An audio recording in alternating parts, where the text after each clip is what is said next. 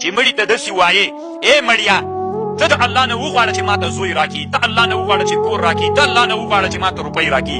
دا استغاثه ده، دا ناروا او حرامه ده. روح الماني وایي جواز نه لري.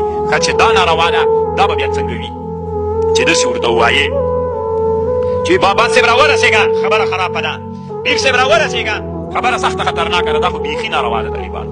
موږ داسې عرف عادت شته که نشته طالبانو ورونو چې کله سخته پرې راسي پیر بابا راورسېږه، کله چې د خره نه پنډ غورځېدلی دی تنایي دا پنډ چې وجیږي بابا صاحب راورسېږه.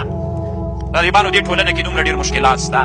څوک د طالبانو الله ته نه وایي بابا صاحب ته نارې وایي، څوک د طالبانو ملا تقریر کړی وي څوک چې ډېر شرک یادوي دا 80% پنجپیرۍ که څومره ښودلي وو دا اوس طالبانو پنجپیریت ده. که نرې تحقیق وکړه، د تحقیق میدان ته راودانګه. دې ته څه ضرورت ده چې په انسانانو د وابیانو د پنجپیریانو ټاپې وهئ؟ تحقیق واورئ. یو سړی چې خره نه بار غورځېدلی تنه ده بار ورپورته کوي بابا صاحب راورسېږه، کاکا صاحب راورسېږه، ولې الله ته نه وایي چې بابا صاحب ته؟ نو دا طالبانو له چا نه کومک غوښتل شول؟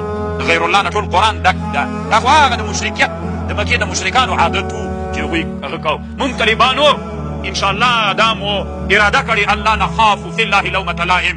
طالبانو ډېرې ټاپې په موږ ولګولې پنجپیرۍ ده وابۍ ده. کارې ور نه کړو طالبانو. موږ د بدلون اراده لرو. دې ټولنه کې چې ناروا او شرکیات دي هغې ته د چا اراده کوو؟ د بدلون اراده کوو. بابا صاحب راورسېږه، کاکا صاحب د خله پنډ را سره جیب کا. عمل د طالبانو 1 میلیون کاله کېږي چې عمل ده. والله دې دوی په حال باندې رحم وکړي. دا څوک ده؟